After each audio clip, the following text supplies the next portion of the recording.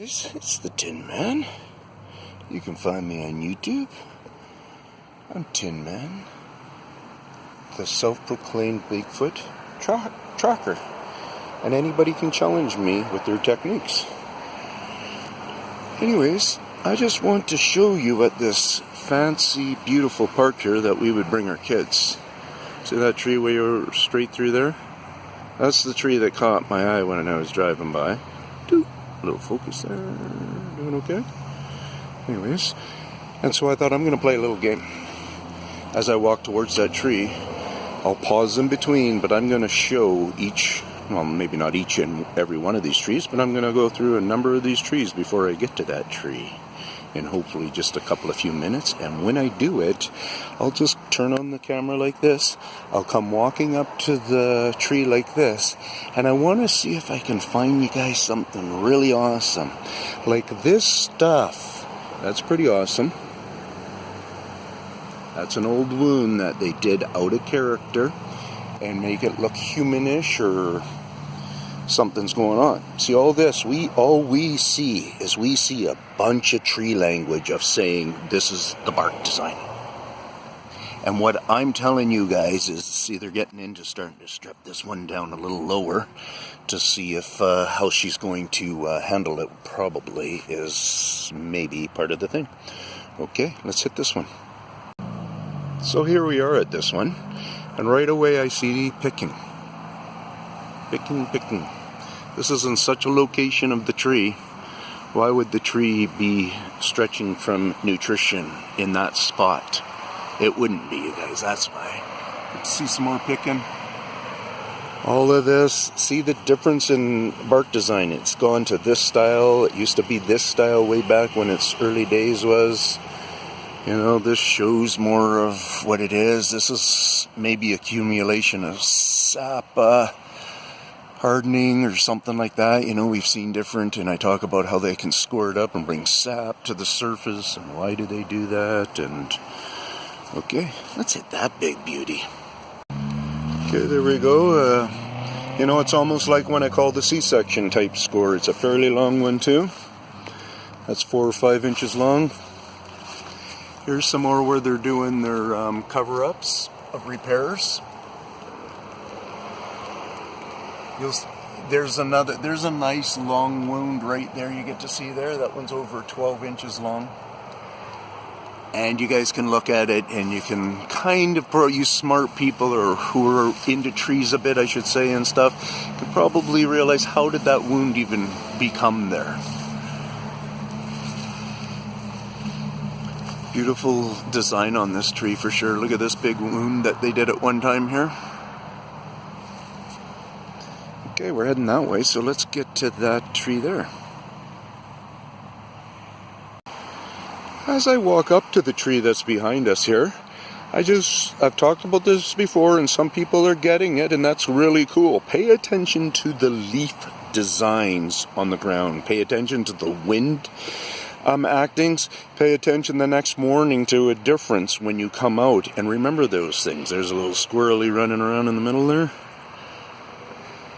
And like you see this has gone very thick here. Them, like our kids, like their kids like our kids, will enjoy mucking around in leaves. I've seen it, signs of it before. Other people will have noticed that too, I'm sure.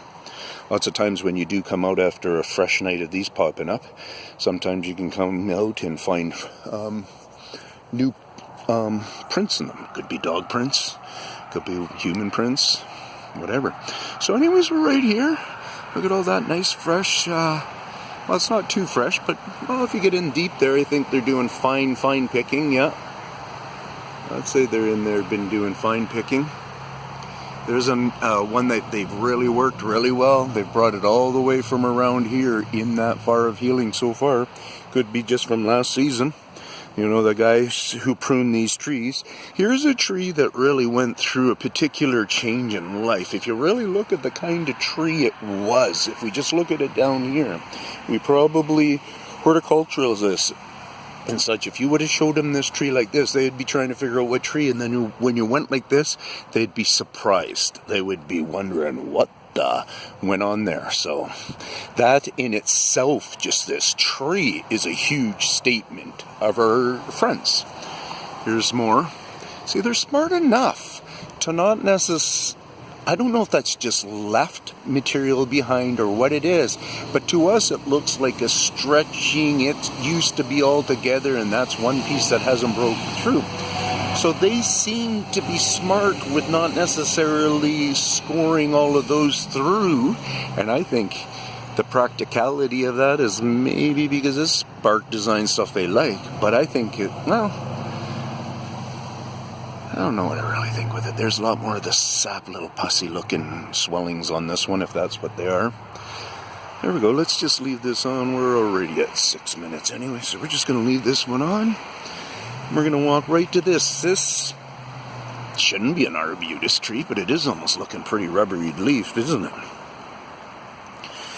But we've always understood, I believe, from way back, that the Arbutus tree only did good in or we're only around the ocean and such. So this is perfect. I believe this might be in the family of what we call Arbutus tree. I think we call them that. Anyway, so we see all this bark missing and such, right? You'll come out here many times. You could end up coming out and see more bark being peeled off. And you'll look down around the ground and it won't be here. They take the bark.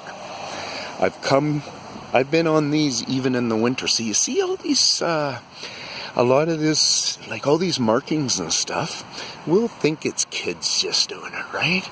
But this is just part of what they do to fool themselves. Look at the big butcher job that they did on this tree.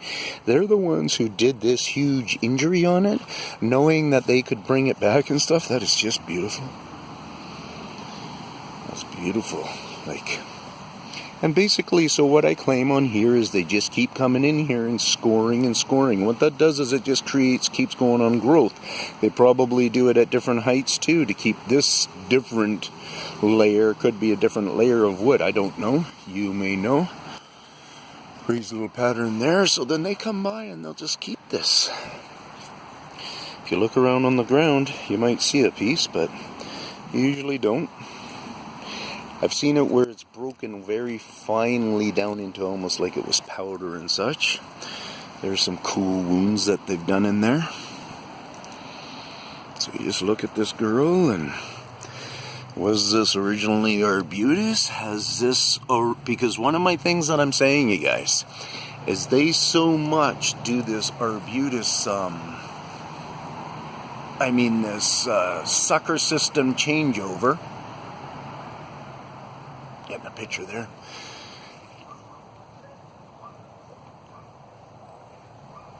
Sorry. That they do this sucker system changeover, and I'm wondering if that's where the Arbutus really did come from. So was this at one time some kind of hardwood tree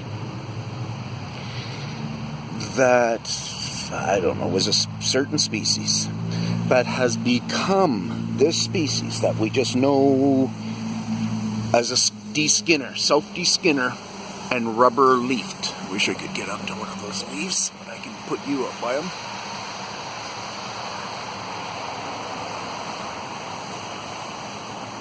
So in other words, this tree here with this system, send it through the sucker system for hundreds of years. Does it do that? Does it end up coming out with more of a rubber-styled leaf? So I could walk up to any of these trees, you guys, in the park and just start showing you signs after signs. And what you have to do is you just have to, you'll come across the ones that greatly influence this. You'll come across it. Like this right here. See how hard this is?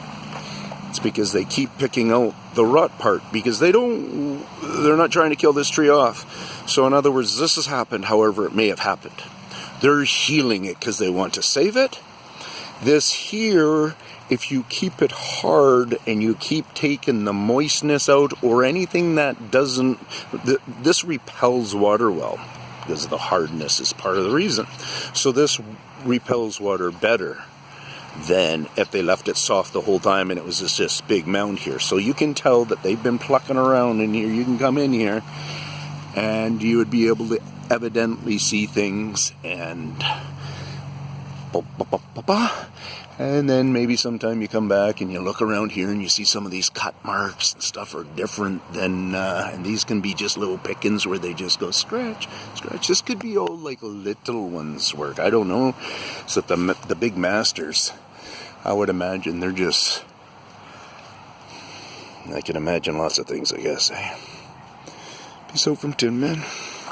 See right here, look at this. Oh, well, there's lots of squirrels around here, so I'm sure they've done a bunch of fresh stuff here. Because you can look for fresh stuff and try to figure out if you think it was a squirrel like that. Squirrels don't bury their things far. Peace out from the Tinman. Beautiful design on this bark, eh? Very beautiful. And then, you know, wow, that's a beautiful tree. So that's the thing. I've always been a person that's been very fond of trees. See that one branch there? Is that moss? Or yeah, I think that's kind of a... Where am I? Oh, right there. I think that's kind of a moss or something like that. Alrighty. They patrol our parks, they take care of our parks, they take care of our trees, our land, those rocks over there right in the middle there, they might move those around. You could come here one time and just see that rock in the middle there beside the tree and it's turned the opposite direction. Just stuff like this, they just do trippy things. It's almost like an ant. You know, in a way they just can't help themselves. Or it's always about the fooling game. You pick. On the fooling game, or are they more like ants? Tinman, signing off. Thanks for tuning in, watching, supporting, sharing, and taking me serious. I'm this serious, so it is what it is, right? And yeah, I haven't even brushed my teeth yet. You guys are more important. Peace out.